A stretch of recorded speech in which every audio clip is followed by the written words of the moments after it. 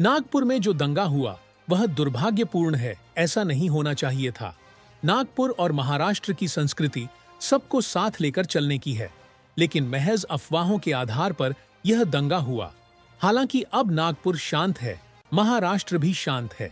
इसी के साथ सभी नागरिकों से मिलजुल कर रहने की अपील राष्ट्रवादी नेता प्रफुल्ल पटेल ने की। नागपूरमध्ये जे दंगल घडली ते दुर्दैवी आहे, असा व्हायला नको होता। नागपूरची संस्कृती, आपला महाराष्ट्राची संस्कृती एकमेकांच्या बरोबर सोबत शांतप्रिय राहायची आहे आणि ते कायम टिकून ठेवली पाहिजे।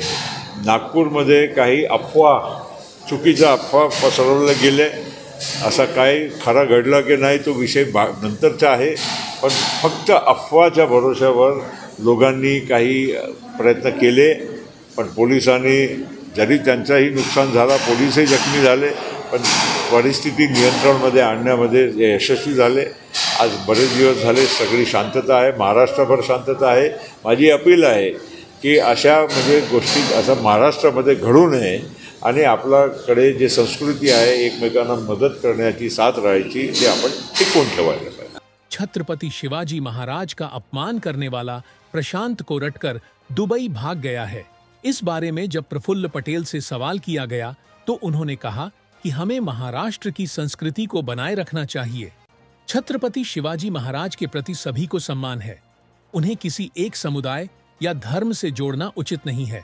पूरे देशवासियों को छत्रपति शिवाजी महाराज पर गर्व और सम्मान होना चाहिए। शिवाजी महाराजांच्या बद्दल सगळ्यांना मान आहे, पण त्यांना एक समूह किंवा एक धर्माच्याशी जोडायचा नाही। महाराज सगळ्यांचे होते, या देशाचे होते आणि महाराजांचा सन्मान देशाचे प्रत्येक नागरिक करतोय आणि आम्हाला सगळ्यांना, महाराष्ट्राच्या लोकांना अभिमान असला पाहिजे। आज सुबह जयंत पाटिल और अजित पवार की बंद कमरे में बैठक हुई, जिसे लेकर सवाल उठ रहे हैं।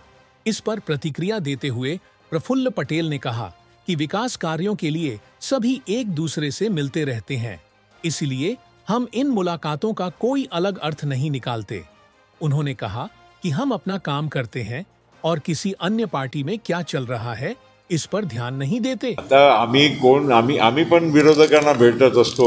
ते काही विरोधक आणि खास करून विधानसभेच्या सत्र चालू असताना आपापल्या भागाचे काम म्हणा, विकासाचे काम म्हणा, त्यासाठी लोक एकमेकांना भेटत असतात। आम्ही त्याला काही वेगळा त्याचा अर्थ काढत नाही आणि जोपर्यंत आम्ही आमच्या काम करत आहोत, आम्हाला काही दुसरे पक्षाचे लोक काय करतात त्याचा विचार करायचं काही कारण नाही।